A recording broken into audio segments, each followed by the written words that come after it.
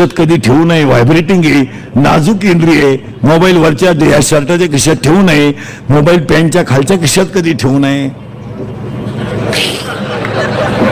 कधीच ठेवू नये.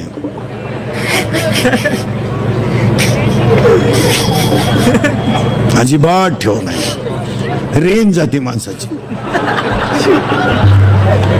बऱ्याच लोकांच्या कमरेच्या बेल्टला तो एक बॉक्स आहे, तो अतिउत्तम आहे, तो चांगला आहे. बरेच लोक हिन केल्यानंतर एक बेल्ट आहे आणि ते बेल्टला एक बॉक्स आहे आणि त्याच्यात मोबाईल आहे, ती जागा योग्य आहे.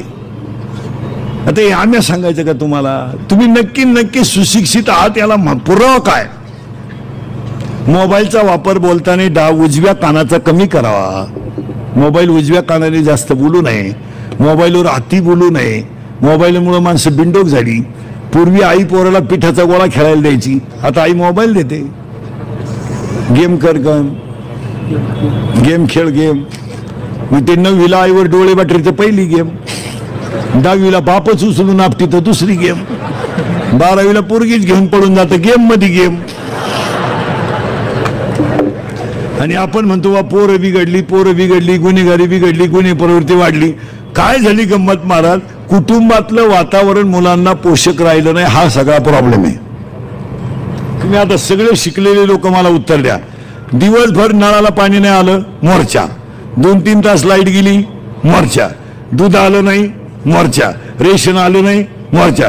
भाजीपाला मागला, मोर्चा. दूध मागलं, मोर्चा. आरक्षण मिळत नाही, मोर्चा. ट्रक आडवी गेली, मोर्चा. एसटी लेट झाली, मोर्चा. बरोबर आहे ना? 6 वर्ष झाले शाळेतले पोरं नापास केले जात नाही. किती पालकांनी मोर्चे काढले?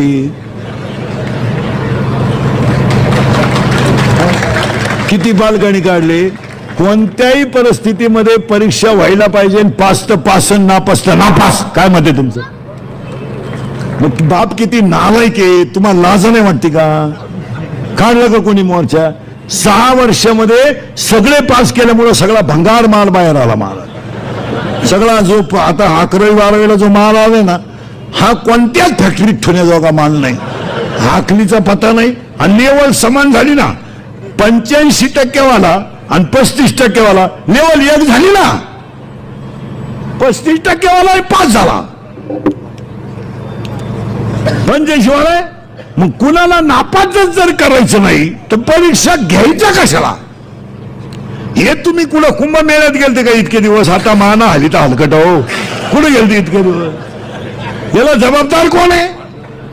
हे बा, सगळ्या गोष्टी सरकारवर ठेवू नका, सगळ्या गोष्टी तुम्ही पुढाऱ्यांवर ठेवू नका. माणसांमध्ये बदल करण्याची ताकद आहे, फक्त माणसाने विचार केला पाहिजे. काय मत आहे तुमचं? तुम्ही सगळ्या गोष्टी सरकार, नळाला पाणी येत नाही, धरा नगरपालिकेला जबाबदार. आणि इळ भर नळ चालू होता तेव्हा कोणाला धरायचं? तू नळ तरी बंद करते का? तू या नळाचं पाणी अख्ख्या गल्लीत गेलं तेव्हा तू काशाला गेलती का? अर्धा तास नळाला पाणी आलं नाही तर केवढी आरडून उठली, बाई बाई बाई बाई बाई, पाणी नाही ग, पाणी नाही ग. काल कुठं काशाला गेलती का तू? माणसाने स्वतःला चांगलं वागण्याच्या सवयी लावून घेतल्या पाहिजे. काय म्हणते तुमचं? प्रत्येक स्त्रीनं पाणी भरायचं झाल्यानंतर 1 हंड्यात पाणी कमी मिळालं तरी चालेल, पण खात्रीशीर नळ बंद केला पाहिजे आणि त्या पाण्याचा वापर योग्य झाला पाहिजे. पाणी जर प्रत्येकाने योग्य वापरलं, पाणी संकट येणारच नाही ना. मग तुम्ही मोटरसायकल धुवायला 9ला सुरुवात केली तर 12 वाजेपर्यंत होत्या. गाव वल्ल झालं पण याची मोटरसायकल निघालं. हे असं नाही चालत.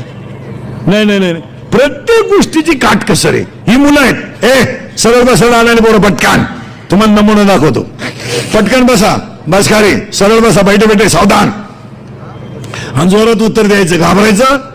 आवाज कमी येतोय, घाबरायचं? हा, या वर्षाचा काढलेला सलमान खानचा सगळ्यात भारी सिनेमा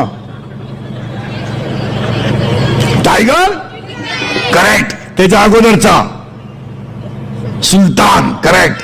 या 2 वर्षात गाजलेला सगळ्यात भारी मराठी सिनेमा सैराट. जोरात सांगा. सैराट मधलं, हा, सैराट मधलं सगळ्यात फोकसचं गाणं झिंगाट, करेक्ट. या 2 महिन्यात गाजलेलं सगळ्यात भारी गाणं बाई, करेक्ट. सुनू तुझं माझ्यावर, मला आमदार झाल्यासारखं बस देशाचा विकास करायचा असेल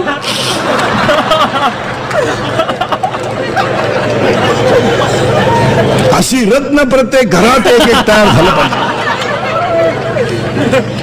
आणि आता पुढचा प्रश्न बोलून एकदम जोरात. घाबरायचं हे बरे हा जोरात बोला. घाबरायचं 8वीच्या पोराला मोबाईल आहे बरोबर आहे. त्याला गरज आहे का मोबाईलची. त्याचा बाप नालायक आहे का पोरगा. बाप करेक्ट. मग आपल्या घरात एकच माणूस नालायक आहे आपला.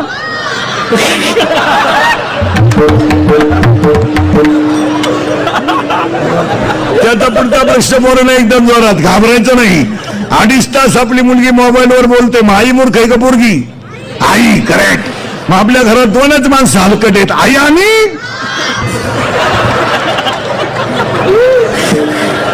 आई. आई आई. हा मार